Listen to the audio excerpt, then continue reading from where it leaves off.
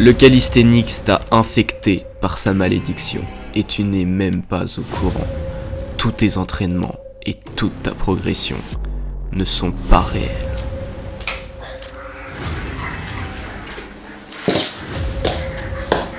Tous les jours, tu imagines les combos que tu feras plus tard, l'athlète que tu deviendras, au lieu de te concentrer sur ce que tu dois faire maintenant pour être meilleur demain. S'échapper de la réalité paraît plus simple. On a l'impression d'être plus fort. On s'imagine qu'un jour, tout va s'aligner en notre faveur et qu'on deviendra le futur messie du calisthenics. Bonjour à tous, si tu pratiques le calisthenics, tu t'es déjà certainement comparé avec d'autres athlètes sur Instagram. Et si tu l'as déjà fait, ne serait-ce qu'une seule fois, tu es rentré dans la malédiction du calisthenics. On a tendance à penser que nous ne sommes pas affectés par la comparaison, que nos entraînements et notre progression ne seront pas impactés. Mais c'est totalement faux. Combien as-tu vu de stories des athlètes marquant bas de forme à chaque mouvement qu'ils font? Combien as-tu vu de personnes avec des performances exceptionnelles marquées nul, juste en dessous? Comment te sens-tu dans la plupart de tes entraînements? Dès que tu juges ton mouvement comme ne respectant pas certains critères de beauté. Comment te sens-tu quand la personne qui a commencé en même temps que toi est devenue bien meilleure? Et après, on peut encore penser que nous ne sommes pas maudits. Dans cette vidéo, je vais te montrer 3 points négatifs qui détruisent tout ton potentiel dans ce sport. Et je vais t'expliquer comment les résoudre. Allez, c'est parti. Le premier point, je l'ai appelé un débutant pendant 10 ans. À chaque fois, je suis impressionné de voir que la plupart des athlètes qui s'entraînent depuis des années se basent absolument sur rien. Le processus que tout le monde suit est toujours le même. Je découvre ce sport en ayant vu une personne réaliser un mouvement impressionnant, que j'ai envie de réaliser aussi. J'essaye et je n'y arrive pas. Donc je cherche sur YouTube tuto planche et on tombe sur des vidéos catastrophiques, des personnes les plus connues qui n'ont aucune connaissance. Petit à petit, on commence à connaître les meilleurs athlètes, sauf qu'ils ne donnent plus aucun conseil, car tout le monde leur demande.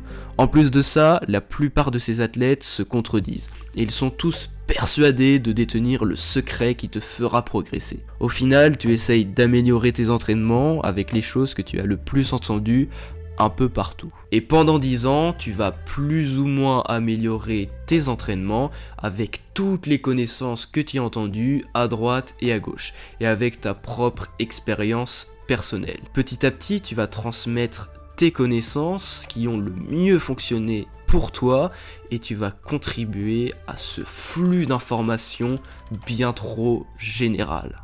Dans quelle autre discipline peut-on accepter autant de laisser aller?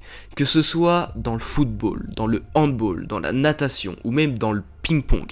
Dès le début, on est encadré par des professionnels qui vont nous donner un programme d'entraînement logique. Le meilleur conseil que j'aurais à te donner, c'est d'arrêter de construire quelque chose approximativement et de te former auprès des meilleurs, auprès des personnes expertes dans leur domaine, qui vont avoir un impact significatif dans ta progression grâce à leurs connaissances. D'ailleurs, j'ai fait le job à ta place, puisque j'ai créé une formation entièrement offerte, qui retrace toute la technique et le fonctionnement des mouvements les plus connus en calisthenics. Le lien est dans la description. Le deuxième point, c'est la comparaison. Déjà, si on divise ce mot en 3 parties, ça nous montre pas mal l'effet négatif du mot. Un comparaison. Une progression dans ce sport, c'est magique. Et venir la gâcher en se comparant à quelqu'un d'autre, je trouve ça super triste. La comparaison peut être très utile pour savoir si notre progression est plutôt élevée, normale ou plutôt bas. Mais généralement, on se compare d'une très mauvaise manière, en regardant ce qui se passe sur les réseaux sociaux. Malheureusement, ça ne veut absolument rien dire, car les athlètes partagent uniquement leurs meilleures performances de temps en temps. Je peux vous assurer avec certitude que si vous vous entraînez pendant 10 ans, que vous êtes discipliné chaque jour et que vous essayez constamment de vous améliorer, vous finirez quoi qu'il arrive par devenir un des meilleurs athlètes du monde. La réalité, c'est qu'il faut être capable de voir toutes les petites progressions qui se passent. Et pendant 10 ans, vous aurez profité de toutes les petites marches que vous aurez franchies. Et on pourra réellement dire que vous avez profité du processus. La malédiction du calisthenics nous pousse à penser qu'on va rester nul tout le temps et qu'on n'est pas fait pour ce sport. C'est d'ailleurs pour ça qu'en seulement 10 ans, vous ferez partie des meilleurs athlètes du monde. Car la plupart arrêtent avant, ou se blessent à cause de plein de facteurs mais qui sont toujours liés aux émotions ou à la comparaison. Si vous souhaitez être compétitif et avoir une échelle de progression sur quoi vous baser, c'est simple. Ne regardez jamais les réseaux sociaux. Regardez uniquement les performances des athlètes qui sont réalisées pendant les compétitions. Vous verrez que pour la plupart, elles sont loin d'être inatteignables et que les athlètes qui sont sur le podium représentent réellement l'élite de ce sport. Et ils ont tous des années et des années de pratique. Il y a toujours des exceptions, mais si vous faites tout bien pendant 10 ans, vous aussi vous atteindrez quoi qu'il arrive ce niveau. Le dernier point, c'est les conseils de merde. Celui-là, je peux vous assurer que si vous ne faites pas attention, vous allez perdre des mois et des mois de progression. Trop d'athlètes, peu importe le niveau, viennent donner tous les conseils possibles et inimaginables. Combien d'athlètes n'ayant même pas débloqué un mouvement viennent donner des conseils? Combien répètent ce qu'on leur a dit, ce qu'ils ont entendu et qui ne s'applique même pas dans tous les cas. Bref, c'est vraiment ça, la malédiction du calisthenics, tout ce qu'on entend sur les réseaux sociaux. Et malheureusement, ceux qui ont un manque de confiance et de connaissance dans ce qu'ils font peuvent finir par écouter ces conseils.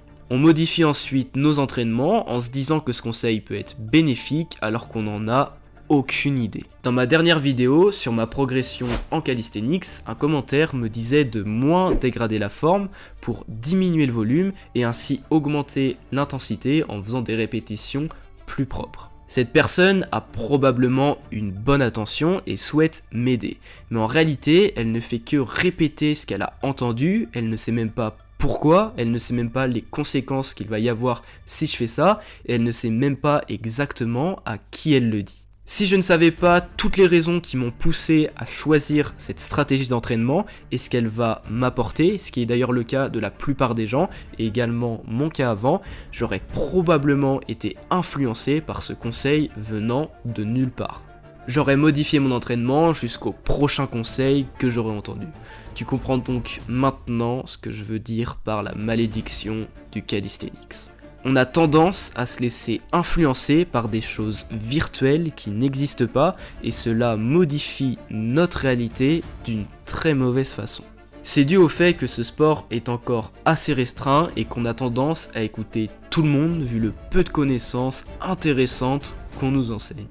La solution, ce n'est donc pas de te former tout seul, mais de sélectionner les quelques personnes expertes dans leur domaine, qui vont pouvoir t'apporter des explications logiques, leur raisonnement, et qui vont se baser sur des choses scientifiques et techniques qui vont pouvoir t'expliquer en détail, et surtout qui ont des connaissances intéressantes, qui sont différentes de tout ce qu'on t'enseigne sur les réseaux, sur YouTube, qui vont réellement t'apporter quelque chose de significatif dans ta progression.